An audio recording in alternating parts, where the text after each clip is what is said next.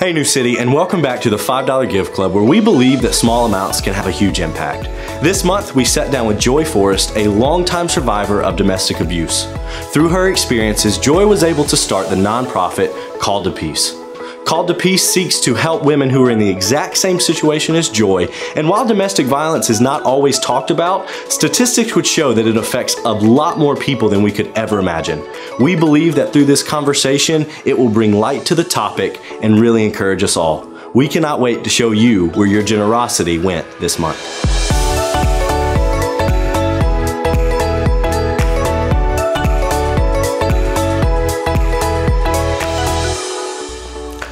So we're sitting here with my friend Joy Forrest, who has an extraordinary story. Why don't you start off and just introduce yourself, a little bit of your background, what you're doing now. Well, my name is Joy Forrest, and I'm with Called to Peace Ministries. We have a twofold mission, and that is to help families who are affected by domestic violence, specifically to come alongside victims and provide resources, biblical counseling, support groups. Yeah. And then the second part of our mission is to help educate churches and help them understand domestic violence, because it is such a tricky issue and so many people misunderstand it. And you lived it. Share that. How long were you married? How long was that relationship? What did that look like for you every day? Well, I was married for 15 years, but I dated him 8 years. I met him, when I was 15 years old, and dated all through high school, college, and then got married. I didn't see any signs of domestic violence. There was some jealousy and control, but I didn't see any signs of abuse, even though I knew he had grown up with it. And it wasn't until after we got married and actually 3 years into the marriage, that the first physical violence occurred. And how long did that go? How long, were you in this relationship where you're like, violence was an everyday thing? How long? It was never an everyday thing. Okay. With domestic violence, that's the reason so many women stay. We think, oh, well, that was something really odd happened, and we make excuses for it. It's not going to happen again. And I would say that out of the 23 years that we were together, maybe 6 or 7 of them had physical violence involved. So what was the final straw? What was the final out for you to know that I need to get away from this? Well, I kept staying because I didn't believe in divorce. I quoted Malachi chapter 2 until my 12-year-old said, "Mom, why don't you just leave?" And I said, "Well, God hates divorce." And she said, "Mom, God hates divorce, but he's going to hate it a lot more when my mom is dead." Because towards the end, it got really more and more volatile. Yeah. And the final straw for me was a strangulation attempt where I couldn't even speak for a couple of days afterwards. Man, that is just incredible. And like you've kind of mentioned, it's women sometimes justify it. And it does happen to men, but we're speaking mainly to women because of the statistics. Mm-hmm. But all of this has brought you to Called to Peace. Yes. What does that look like? You mentioned a little bit what you provide, but how long has that been going on?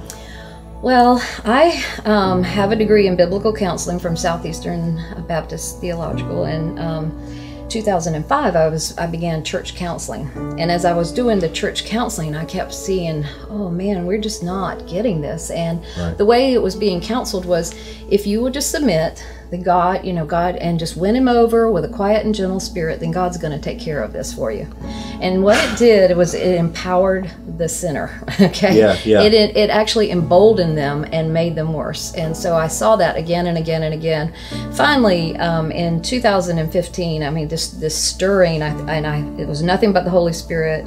And I thought, I've got to do something. So we just kind of like stepped out in faith. I put something on Facebook, anybody interested in a domestic violence ministry? 12 people showed up, and that was our first meeting. And in the first 8 months of the ministry, almost 200 people reached out to us for help. That is incredible. And I think some of that counseling still takes place. In fact, we know it does. That, hey, just submit, and your humility and meekness will draw your your husband to the Lord. Yes. So Called to Peace is fighting against that, and it's fighting against that message, looking to be a refuge for these victims. But what can the church do specifically? How can the church pray for Called to Peace? How can it help Called to Peace, but also help other victims and start this conversation? Well, for one thing, we have to recognize that it exists Right. in our midst. The statistics are no better in the church than they are in society in general.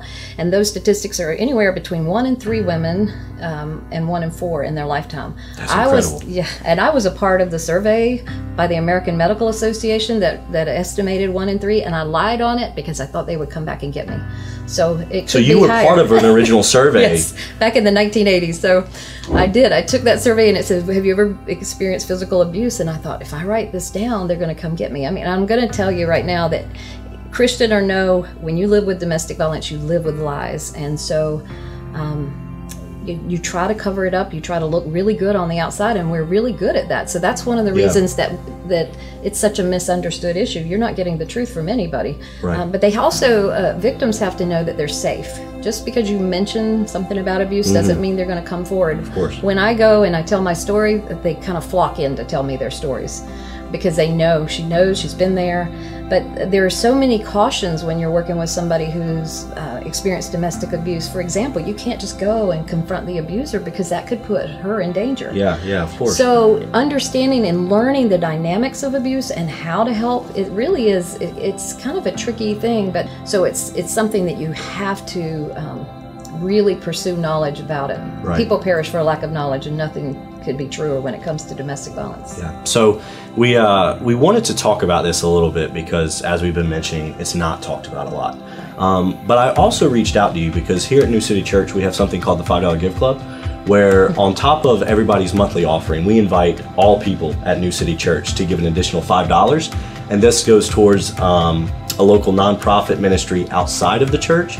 And so while we wanted to hear your story, I also have a surprise for you. We actually have a check for you. Oh, that's awesome. For $353 from the people of New City Church. Wonderful. That just to help what you're doing at Call to Peace. We believe in it. We want to be part of this conversation. Thank you so And much. so that's one of the real reasons why we had you here. But more importantly, I think this is going to be a real encouragement and a really good conversation starter. Yes, thank you so much. That's awesome. Yeah, well, because when we work with victims, a lot of times people go, why does she stay? Well, a lot of times it's financial, and we do want to be able to begin to help. We can help now with some household bills, but we have so many challenges financially. So thank you so much. You're This welcome. is awesome. You're welcome.